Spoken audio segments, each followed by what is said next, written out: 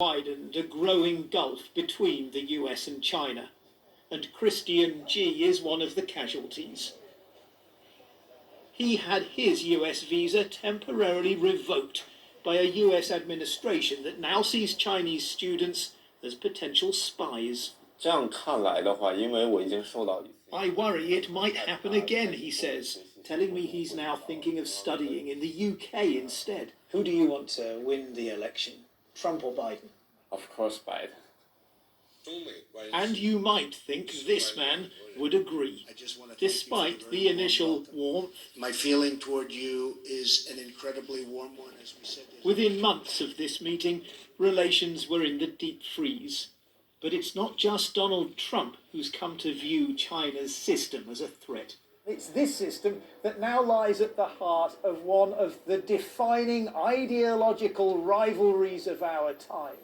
China will know that if Joe Biden wins, he may be more effective than his predecessor at building coalitions with like-minded allies against it. The Communist Party's initial cover-up of the virus, its incarceration of minorities and its tightening grip on Hong Kong means Trump or Biden, the US-China rift is likely to widen. And over trade too. The Beijing car show, more proof of the success of China's draconian lockdowns and mass virus testing, is also a demonstration of the country's rising economic power. This Chinese car costs £65,000. Some analysts believe Trump is actually giving China an advantage. Trump or Biden? Well, if you ask me for the China's own interest, I will prefer have a Trump there rather than the Biden. Seems to me Trump will undermine the U.S. much more than cause trouble to China. No, Biden is gone. In the chaos of the US COVID election, China sees the possibility of an unlikely winner, Xi Jinping, and signs of a long-anticipated US decline. John Sudworth, BBC News, Beijing. Britain's first mainly black, Asian and ethnically diverse orchestra is called Chineke, has tonight performed the world premiere of a work inspired by a black demonstrator who came to the aid of a white protester during a Black Lives Matter protest earlier this year.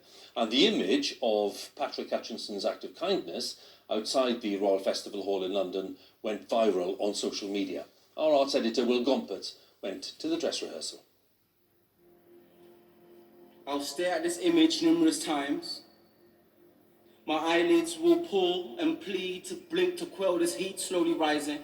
It takes you somewhere. It allows you time to breathe.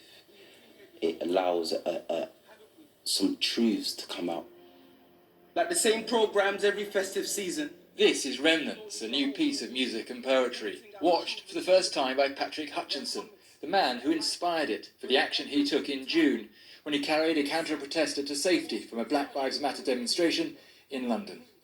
Can you relate what happened here with what you've just heard in there? Yes, I can. With the combination of the spoken word, with the powerful music, 100%. On the day, if you were there amongst the melee, it was hectic. There was a lot of confusion. There was a mixture of love and hate, because there were people trying to protect him, and there were also people who wanted harm to come to him.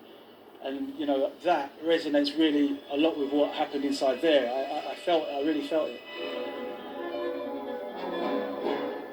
The history of black composers in what we call classical music has really been forgotten, but I think there is a real hunger in this industry to kind of right that wrong and to also welcome everybody into the world of classical music.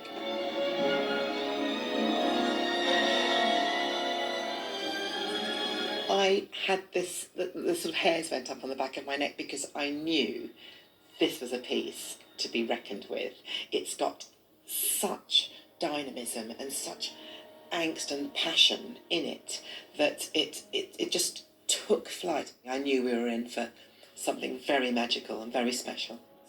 I'll laugh for the joy of the hero's children. Remnants is not so much a celebration of an act of kindness, more an invitation to ask the questions that arise from it, about representation, social anxiety and equality. It is very much of and about the world today. Will Gompertz, BBC News. And that's it. Now BBC One, it's time for the news where you are. Have a good night.